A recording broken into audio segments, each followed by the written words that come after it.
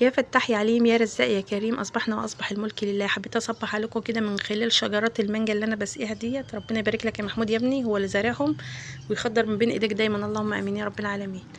عندنا النهارده يا ولاد بقى شويه خبيز كده، عيش فلاح اللي هو بقى ايه، زي ما قال عليه الكتاب، يعني متوصي عليه. النهارده ده روتين يوم الجمعه يا حبايبي، وده الحاج محمود بابا، ربنا يديله الصحه وطولة العمر ودايما كده ايه منورنا ومشرفنا. اللمه دي بتفكرني كده ايه لما كنا وانا صغيره، ايام ستي الله يرحمها ويحسن اليها يا رب، ربنا يوسع لها في الجنه، اللهم امين يا رب العالمين. كنا تلاقينا برضو كده ايه، يوم الخميس دوت كان يوم الجمعه برضو، لان انا ماما موظفه وطبعا طول الاسبوع في المدرسه، وما كانش في بقى اجازه الجمعه والسبت، دي كانت هي الجمعه بس.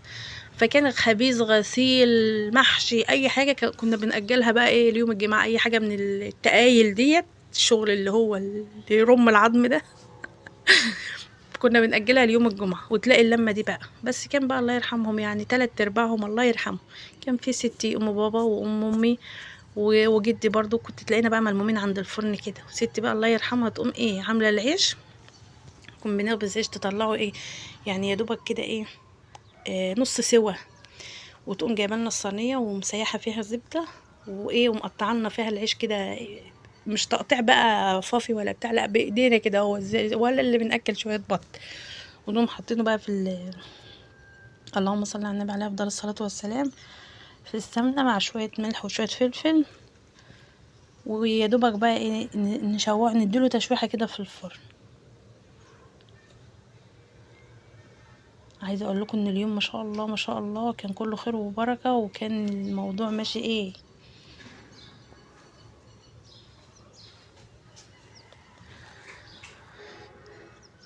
وندخلها كده نحطها، ندخل الصينيه في الفرن كده تتشوح تشويحه كده، وتطلعي بقى تاكلي بقى زبده حاجه كده يعني، روايح والله ريحتها جت في مناخيري والله انا عايزه اقوم اعمل شويه. اليوم ده بقى الفعاليات بتاعته يعني بتبقى رهيبه بصراحه. يعني عايزه اقول لكم ان احنا اول حاجه من الحاجات دي احمد ابن اختي ربنا يديله الصحه يا رب ويبارك فيه ويهديه، اللهم امين يا رب العالمين، موت بطل ماما، مسكها كده نقرها بالعصايه على دماغها، والله ما حطت منطق، قعدت تلف كده حوالين نفسها، لحقناها على اخر لحظه بالسكينه. ومن هنا من موقعي هذا بقول لك يا اسماء يا اختي تجيبي بطه وذكر، بطتين وذكر لامك مقابل البطه اللي ابنك قتلها. وعلى اخر النهار يا قلب امها كنا حاطينها منضفينها بقى ومروقينها كده، وحاطينها في صينيه بطاطس في الفرن، يعني عمل لنا الغدا واحنا قاعدين كده ايه ولا بشوات. بسم الله ما شاء الله. العيش في اليوم دوت والله العظيم كان جميل، مع ان انا كنت متعصبه في الاول، بس الحمد لله عدت على خير وخبزنا العيش ما شاء الله زي الفل. تلاقوني مندمجه قوي انا بخبز، خلاص خلصنا موال الخبيز والحمد لله اليوم عدى على خير. وعايزه اقول لكم ان احنا يعني في اليوم دوت بنضحك كميه ضحك ما اقولكوش والله العظيم، يعني بيبقى صوتنا جايب الجيران وهو ده احلى حاجه في الموضوع. يعني انتوا سامعين معايا الطابور بتاع المدرسه، احنا بيتنا قريب من المدرسه اهوت، سامعين تحيه العلم، تحيا جمهوريه مصر العربيه، تحيا جمهوريه مصر العربيه، مش عارفه انتوا سامعينها ولا ايه. خلاص بقى الحمد لله خلصنا خبيز واتغدينا وتمام التمام وخلصنا، وقمنا بقى ايه عشان نروح، كل واحده بقى ايه خدت عيالها واتكلت على بيتها. تاني يوم بقى العيال ولادي، ماما احنا عايزين بيتزا، ماما احنا عايزين بيتزا، احنا طالبينها منك من زمان ما عملتيهاش لينا. يا ولاد حرام عليكم، احنا كنا خابزين امبارح يعني يومين 2 ورا بعض، خبيز وعجن ولت، مفيش فايده. هما المهم ان يا ماما عايزين. المهم استعنت عالشقة بالله، وقمت قلت يلا يا بنتي اغزي الشيطان وقومي اعملي لهم اللي هم عايزينه، وهو يلا يفوت يوم وخلاص. قمت كده جبت كيلو دقيق من عندي، وحطيت عليه معلقتين لبن بودره. عايزه اقول لكم لبن البودره في المعجنات بيخليها هشه وطريه وجميله، يعني يعتبر هو بديل اللبن الرايب. وحطيت عليها كوبايتين لبن كده، وحوالي 3 معالق زيت بالويم كده، انا يعني بعمل الحاجه بالبركه، بس هو المقدار كيلو دقيق عليه 3 معالق زيت، عليه 3 معالق لبن رايب او معلقتين، لو ما فيش عندك ما تحطيش، بتحطي بدلهم كوبايه زبادي وكوبايتين لبن ومعلقتين سكر ومعلقه ملح، معلقه صغيره ملح، وبتدوبي بقى الحاجات الناشفه كده مع بعضها.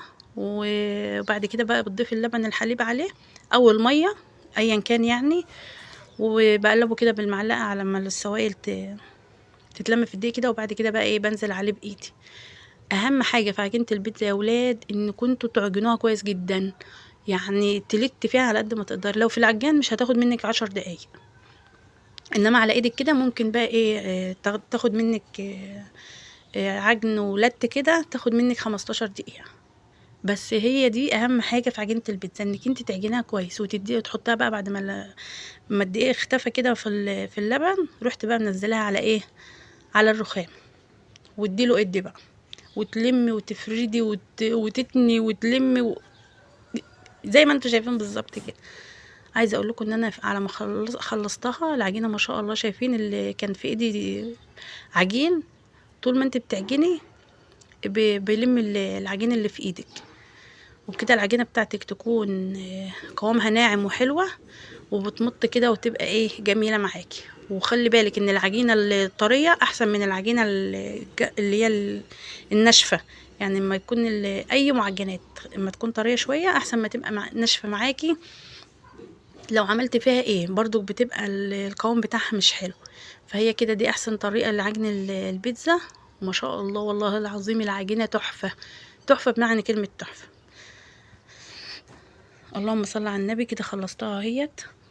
جبت البوله بتاعتي وكيسين خميره، كنت هنسى اهم حاجه في الموضوع، وكيسين خميره. لو انتي الخميره بتاعتك عندك من زمان في التلاجة، او انتي جايباها اول مره تستعمليها ما انتيش عارفه هي نوعها حلو ولا وحش، بتحطيها الاول مع معلقتين السكر ومعلقه دقيق ونص كوبايه ميه في كوبايه كده صغيره، وتدوبيهم وتسيبيها. لو اتفعلت معاكي وطلعت فقاقيع كده تبقى حلوه، ما اتفعلتش معاكي تبقى ماهيش حلوه، وبكده يبقى ما بوظتيش العجينه. اختبري الخميره بتاعتك الاول. تمام يا ولاد. والعجينه بقى حطيناها تخمر، وهتشوفوها دلوقتي ما شاء الله ما خدتش نص ساعه خمر. نيجي بقى للحشوه بتاعتنا. بما اننا عندنا فراخ الحمد لله، اللهم لك الحمد والشكر، ديم علينا الخير يا رب. جبت صدر فرخ كده، والله كنت حاطاه في الفريزر علشان خاطر كنت عايزه اعمل لهم بيه اللي هو اللهم صل على النبي، كنت عايزه اعمل بيه كفته. كفتة الفراخ دي بتبقى رهيبة وما بتفكش ابدا على فكرة، احلى من كفتة اللحمة كمان. المهم قطعت الفراخ كده، صدور الفراخ زي البانيه، وبعد كده قطعتها ايه شرايح رفيعة كده، وحطيتها بقى على نار عالية. حطيت الطاسة على نار عالية وفيها شوية زيت، ونزلت الفراخ زي ما شفتوا بالظبط كده، وقطعت معاها بصلتين. في ناس ما بتحطش معاها بصل، بس انا بحبها بالبصل. معرفش انا اكل الفراخ من غير ما اكون حاطه فيها بصل وتوم. وفرمت معاها فص توم كده، واديتهم تشويحه على النار. وبعد كده قلبتهم شويه، خدوا لون، هتحس ان الفراخ كده خدت لون معاكي، تقومي منزله عليها الفلفل والبهارات بتاعتك بقى، شويه فلفل اسمر، جوز الطيب، ربع معلقه جنزبيل، توم باودر، بصل باودر، زي ما انت عايزه. انا لو كان عندي صويا صوص ودبس رمان كنت حطيت. بس والله العظيم كل ما تقل في التوابل كل ما تحس بطعم الفراخ او اللحمه في بقك، وتلاقيها معاكي ايه جميله وزي الفل. خلاص شفتوا العجينه بتاعتنا ما شاء الله كانت خمرانه ازاي. تديها البوكس المتين كده عشان تصحصح كده وتفوق معاكي، وايه وتقعدي بقى تقطعيها. انا هنا كنت عايزه اعمل بما ان احنا في المدارس يعني، كنت اعملها اللي هي البيتزات الصغيره. بس هنا بقى حبيت اعملها بطريقه جديده كده. بس عايزه اقول لكم ان هي تحفه والله العظيم، جميله وتشجع كده على الاكل. واديت منها ما شاء الله اللهم صل على النبي، عملت منها صينيه كبيره. يعني انا قسمت العجينه تلات قطع، عملت منهم واحده في الصينيه الكبيره اللي خالص بتاعه الفطير، والباقي قطعته ايه كريات صغيره كده، اعملهم زي ما تشوفوا معايا بيتزات صغيره، بحيث ان انا ايه ياخدوا معاهم في المدرسه بدل السندوتشات. بحطها في الفريزر كده، واجي تاني يوم مثلا ان هم رايحين المدرسه اهوت اطلعها تفك. يعني مثلا بقوم اصلي الفجر اقوم مطلعها تفك وياخدوها معاهم في السندوتشات. هاي بسم الله ما شاء الله. العجينه مش محتاجه اصلا فرده ولا اي حاجه، بايدي كده تفرديها. ومعايا جبنه ميكس، ومعايا جبنه موتزاريلا. بس للامانه نفسي اعطر على جبنه بتمط. مش عارفه هو تكنيك في الشغل ولا هي نوع الجبنه اساسا بيفرق. احنا يعني في المكان اللي انا فيه مش متوفر عندنا الا الحمد. حتى الاطباء حاولت ادور عليها كتير، مش موجوده في المكان اللي انا فيه. يعني انتوا عارفين يا جماعه احنا في قريه، ما احناش في مدينه ولا حاجه. اهوت العجين بتاعي بقطعه على ايه، على شكل مربعات المره دي، يعني كل مره بنعملها دواير دواير فنغير شويه.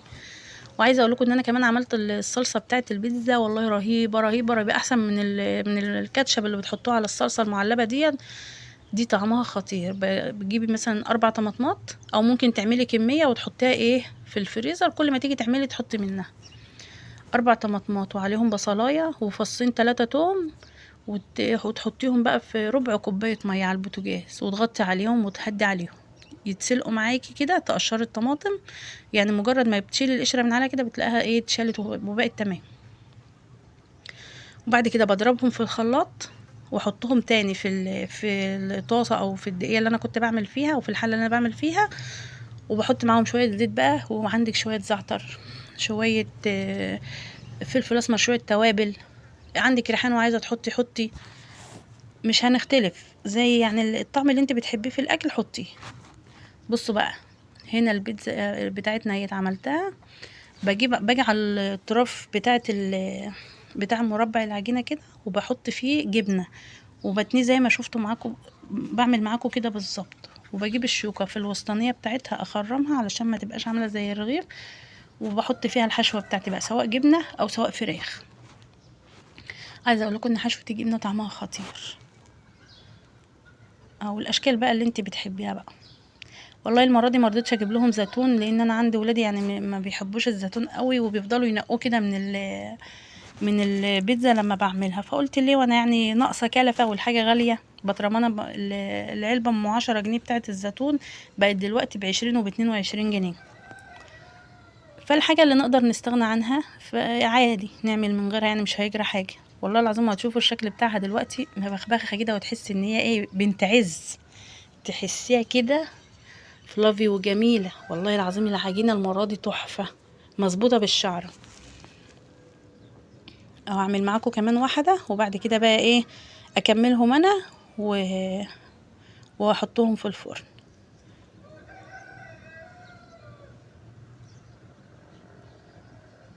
عايزه اقول لكم في الوقت دوت كنت انا مولعه الفرن، لازم أن يكون تدخليها على فرن حامي علشان العجينه ما تنشفش منك. اي معجنات انت بتعمليها لازم أن تحطيها في، اللهم صل على النبي، تدخليها على فرن حامي، وما تدخلهاش على الرف اللي هو الارضيه بتاعه الفرن، لا خليها على الشبكه. يعني انا بحط الشبكه على الرف اللي فوق الارضيه على طول، و... ويكون الفرن بتاعي حامي. اهو تنيت الاطراف بتاعتها كده. بسم الله عليك يا ام ايه غاليه، تسلم ايدك يا رب. عايزه اقول لكم اللي وصل معايا هنا يصلي على النبي في الكومنتات عليه افضل الصلاه والسلام، ويدعي لاخواتنا في غزه ربنا يا رب ينصرهم نصر عزيز ومقتدر، اللهم امين يا رب العالمين، ويصبرهم على اللي هم فيه، ويصبر كل ام فقدت عزيز وغالي عليها، اللهم امين يا رب العالمين. الحشوه التانية بقى عملتها بالفراخ، بحط شويه جبنه كده على البيتزا بعد ما حطيت الصلصه، وبحط معلقه من حشوه الفراخ، وبرده فوقها جبنه والفلفل بتاعنا. انا قعدت اقول لاولادي يا ولاد خلاص احنا فين، احنا داخلين على الشتاء والجو بقى بيبرد، مش عايز الاكلات الخفيفه دي احنا عايزين بقى طبيخ، حاجه كده، شوربه، محشي، حاجات كده تدفينا. هما ما فيش فايده، هما عايزين بقى ايه بيتزا، كريب، بانيه كده، عايزين الاكل اللي هو زي الجاهز ده. شايفين بسم الله ما شاء الله الصينيه الكبيره كانت تحفه تحفه تحفه، والله العظيم. والعجينه بجد هتعجبكم، شايفين ما شاء الله عامله قطنيه كده وجميل. الف هنا وشفا يا رب للي كل منها. حبايب قلبي لو وصلتوا معايا لحد هنا يا ريت ما تنسوش تحطوا لي اللايك والاشتراك في القناه وتفعلوا الجرس عشان يوصلكم كل جديد انا بقدمه. وبكده الفيديو يكون خلص معانا. شايفين بسم الله ما شاء الله طالعه تحفه، والعجينه جميله احلى من بتاع الفرن بمراحل. اتمنى الفيديو يعجبكم، اكتبوا لي رايكم في الكومنتات، وبحبكم في الله. اسيبكم في رعايه الله، واشوفكم الفيديو الجاي على خير. ربنا يا رب يديمكم نعمه في حياتي، اللهم امين يا رب العالمين.